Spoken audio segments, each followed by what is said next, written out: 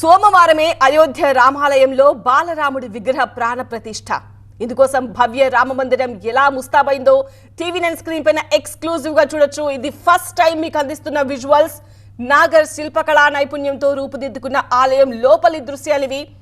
ఆలయం నిర్మాణం జరుగుతున్న రోజులు కూడా ఎక్కడా ఈ విజువల్స్ బయటపడలేదు. ఆలయ సిబ్బంది చాలా గోప్యత పాటించారు.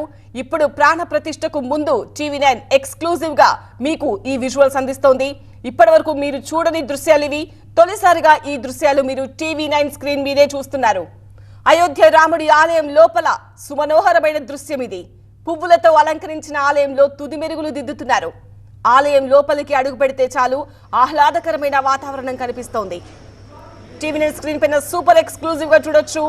మరికొన్ని రోజుల్లో ప్రాణ ప్రతిష్ఠ చేసుకోబోతున్న అయోధ్య రామాలయం లోపలి దృశ్యాలివి. ఇంకొక 2 రోజుల్లో ప్రాణ ప్రతిష్ఠ జరగబోతుంది. యావత్ భారతం ఈ ఆలయం ఎలా ఉంటుందా అని వేచి చూస్తోంది.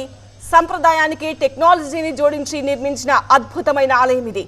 ఈ మధ్య కాలంలో ఇలాంటి ఆలయాన్ని మనం చూసి ఉండం. 5 సంవత్సరాల వయసులోని రాముడి విగ్రహానికి ఇదే ఆలయంలో గర్భగుడిలో ప్రాణ ప్రతిష్ఠ చేస్తారు. ఈ ఆలయానికి మెరుగులు దిద్దడం దాదాపుగా పూర్తయింది.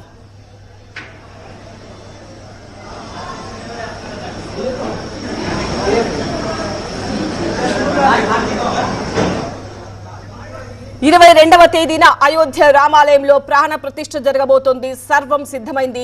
యావత్ దేశం చాలా ఆతృతగా ఆ శుభ గడియల కోసం ఎదురు చూస్తోంది. అయితే ఆలయం ఎలా ఉంది అనేది ఇప్పటివరకు మనం బయట దృశ్యాలు మాత్రమే చూసాము. కానీ ఆలయం లోపల ఎంత అద్భుతంగా ఉందో ఇప్పటివరకు ఎక్కడ విజువల్స్ బయటకు రాలేదు.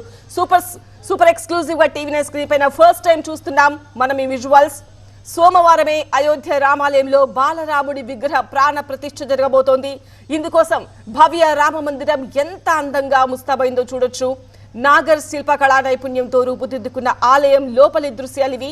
ఇది వరకు మీరు చూడని దృశ్యాలివి. తొలిసారిగా టీవీ9 స్క్రీన్ మీదే ఈ దృశ్యాలు చూస్తున్నాం. అయోధ్య రాముడి ఆలయం లోపల సుమనోహరమైన దృశ్యం ఇది. పువ్వులతో అందంగా అలంకరించిన ఆలయంలో తుది మెరుగులు దిద్దుతున్నారు. ఆలయం లోపలికి అడుగు పెడితే చాలు ఆహ్లాదకరమైన వాతావరణం కనిపిస్తోంది. యావత్ భారతదేశం ఈ ఆలయం ఎలా ఉంటుందా అని వేచి చూస్తోంది. సంప్రదాయానికి టెక్నాలజీని జోడించి నిర్మించిన అద్భుతమైన ఆలయం ఇది.